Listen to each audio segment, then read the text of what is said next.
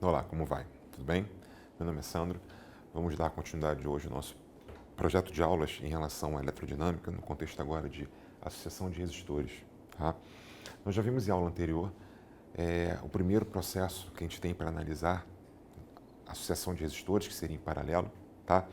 E agora o segundo, que eu tenho resistores em série. Na verdade, resistores em série, que são resistores que estão ligados em sequencial. Eles estão todos no mesmo ramal em sequência, por isso é um serial, em série de resistores, ok? Então eu tenho aqui, por exemplo, R1, R2, eu botei aqui, vale para quantos forem aqui, eu vou botar essa reticência aqui para indicar que eu tenho N resistores aqui, podem ser iguais, podem ser diferentes, tá? Mas para fazer uma situação mais genérica, vamos dizer assim, ok? Então vamos lá, eu tenho R1 e R2. Entre R1 e R2 não existe ramificação. Não tem, por exemplo, uma bifurcação. Não existe isso. É o mesmo fio entre R1 e R2. Então eles estão ligados em sequencial. Eles pertencem ao mesmo ramal. Eles estão ligados em série. Daqui por diante, que todos estariam, quantos mais existissem aqui, tá? Eles estariam ligados no mesmo ramal, tá? Até o Rn. Então todos são pertencentes ao mesmo ramal, estão ligados em série, ok? Então, de novo, nosso objetivo aqui é fazer o seguinte, analisar entre esses dois pontos extremos, A e B, tudo bem? Que tem esses R1, R2, R3, R4, enfim, Rn, tá? Resistores ligados em série, em sequencial, que pertencem ao mesmo ramal. Eu quero fazer o seguinte, quero saber qual resistor que fará o mesmo efeito que se eu tirasse todos esses e botasse apenas um. Então, esse resistor que eu estou querendo calcular, que eu estou querendo saber, ele vai fazer o mesmo efeito. Tá? Faz o desempenho, o mesmo papel que esses resistores todos ligados em série. É o chamado resistor equivalente, REC, tá? Resistor equivalente, ok?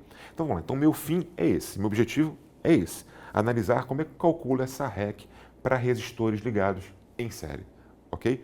Então vamos lá, primeiramente, se eu tenho aqui resistores ligados todos no mesmo ramal, não existe bifurcação, trifurcação, enfim.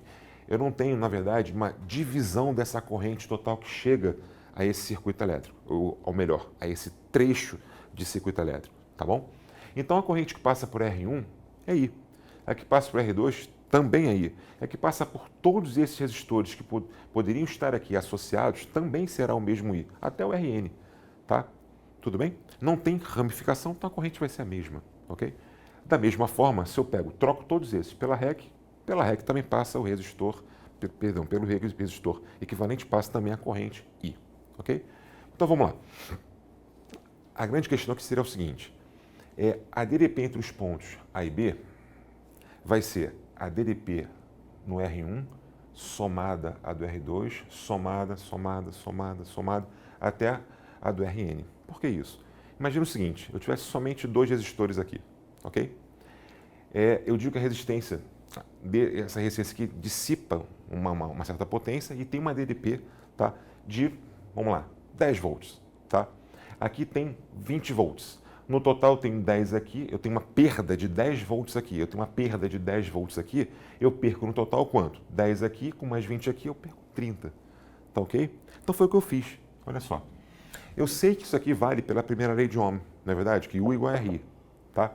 Eu vou falar que a DDP entre os pontos A e B, a DDP entre os pontos A e B, é o que eu perco aqui no resistor R1. Lembra, efeito Joule?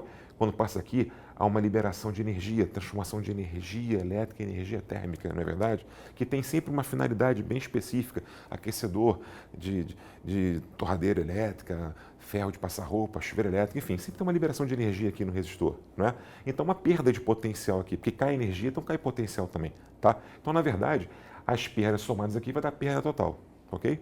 Então, entre A e B vai ser, vamos lá, a DDP entre os pontos A e B, entre A e B, será o que ele perde no R1, mais o que ele perde no R2, mais o que ele perde nos resistores que estariam aqui associados, tá? Mais o que ele perde no Rn. Só que U igual a RI. Então, olha aqui, ó, o AB vai ser o quê? Olha aqui, o AB, REC vezes I, não é verdade? Resistor equivalente vezes a corrente. Tá aqui. O 1, quer dizer, a DDP nos terminais do resistor R1 vai ser R1 vezes I. O 2, a DDP nos terminais do resistor R2 vai ser R2 vezes I. E assim por diante até chegar no Rn. Ok? Eu coloquei o I em evidência, porque todos são percorridos pela mesma corrente, que não há, mais uma vez, não há ramificação. Então não tem porquê da corrente se dividir, é a mesma corrente o tempo todo, ok? Então vamos lá, peguei e botei o I em evidência. Eu posso pegar aqui agora, eu posso cancelar esse I aqui, ó, é um produto, tá? Eu posso cancelar. Então ficou o quê? Que a minha resistência equivalente é a soma das resistências que estão ligadas, dispostas, associadas em série. É muito mais simples que o paralelo. Você pega e soma direto. Tudo bem? Então, na verdade, a análise feita para em série fica muito mais até simpática do que em paralelo, porque tem uma objetividade um pouco maior, tem menos algebrismo e chega direto na solução. Tudo bem até aí? Bem, para terminar essa aula de hoje, queria falar sobre um assunto que é um pouco polêmico, chamado curto-circuito. Por que eu digo polêmico? De uma forma geral, trata-se esse curto-circuito como se fosse coisa maléfica, né? Deu um curto, pegou fogo e tal, é muito comum e realmente acontece esse tipo de coisa. Mas muitas vezes um curto ele faz parte de um projeto. De repente um engenheiro eletrônico fez uma planta e naquele projeto existe um curto de maneira proposital em que a fiação suporta a passagem da corrente, não vai ter nenhum tipo de problema em pegar fogo, nenhuma coisa nesse sentido, tá ok? Então, como é que funciona esse contexto do curto? Como se dá? Como posso identificar um curto dentro de uma malha elétrica para poder ver se esse resistor se encontra ou não em curto-circuito? Vamos analisar o seguinte. A princípio, eu tenho uma situação trivial, tá? Eu tenho um resistor R entre os pontos A e B, tudo bem? E vindo uma corrente aqui que vai passar pelo resistor R, tá? A gente sabe, pela lei de Ohm, primeira, né, que o AB é R vezes I. Tudo bem? Então, nesse contexto, vamos supor que o R vale 10 ohms, a corrente vale 5 ampere, então seria 10 vezes 5, daria o AB igual a 50 volts. Tá? Uma coisa trivial que é muito comum aparecer nas malhas elétricas dos problemas que a gente vai fazer daqui para frente. Tudo bem? Até aqui, tudo bem? Bem, aqui eu coloquei agora uma situação diferente do que estava até então. Eu coloquei aqui uma alça, tá? Uma ponte aqui ligando o ponto A direto ao ponto B. Tudo bem? Bom, lembrando o seguinte, em qualquer trecho de circuito elétrico que eu vou analisar, quando eu coloco um fio aqui, coloco resistências, esse fio é um fio considerado ideal, desprovido de resistência. A gente sabe que não é assim, mas a gente considera sendo uma resistência desprezível. Ela não chega a ser de tal forma que vai influenciar no meu circuito elétrico. Tá? Quando eu quero analisar algum tipo de resistência, eu vou ter essa simbologia aqui. Tudo bem? Estão lembrados disso? Então, eu tenho essa simbologia, que é o resistor que possui uma resistência R. Aqui não tem nenhum tipo de resistência. No condutor, o condutor é um condutor ideal. Ok? Por que essa ênfase nisso que eu estou falando aqui agora? Porque é o seguinte, se eu chamo aqui, esse ponto aqui de A, daqui para cá eu mudaria. Como a princípio, antes dessa alça, existia essa diferença de potencial entre A e B. Porque ao passar pela resistência R, há uma queda de energia, porque há uma queda de potencial elétrico. Não é isso? Efeito Joule.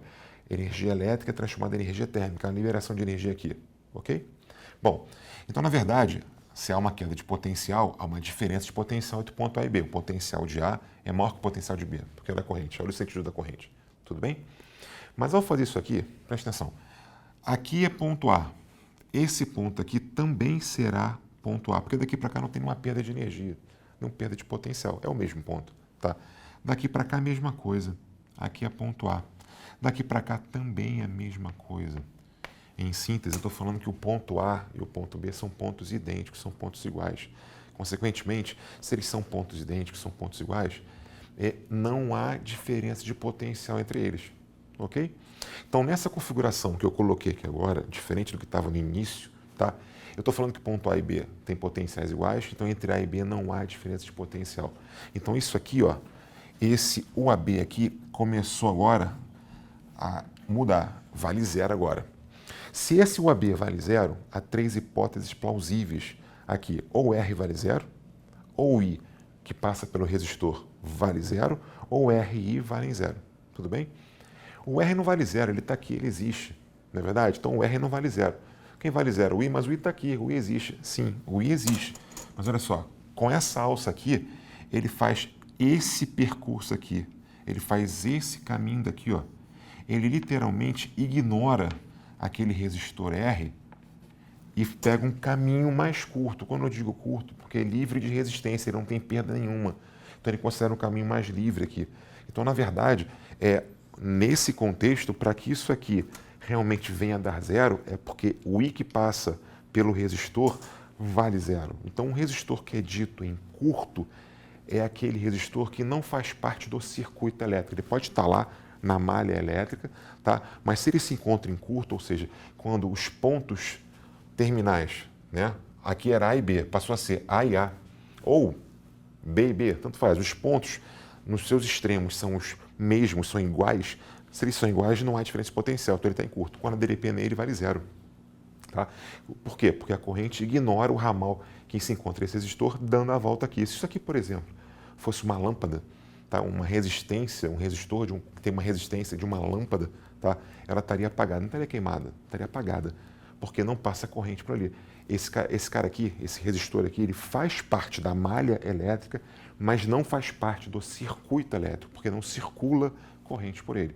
Houve esse ignorar em função desse percurso alternativo que a corrente fez, vendo que por aqui não tinha nenhuma resistência, ela foi totalmente por aqui, ó, ignorando esse resistor.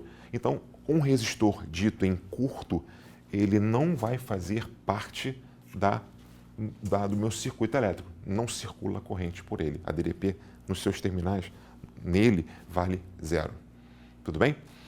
Então, hoje a gente fica por aqui, aí em função de resistores que a gente fez, associação de resistores e paralela em série, vamos ter agora também com esse contexto desse curto-circuito, uma gama de questões bem interessantes, tá? Uma quantidade bem significativa, vamos dizer assim, de questões que a gente vai fazer envolvendo essa temática, tá ok? Hoje a gente fica por aqui, tá ok? Um abraço, tudo de bom.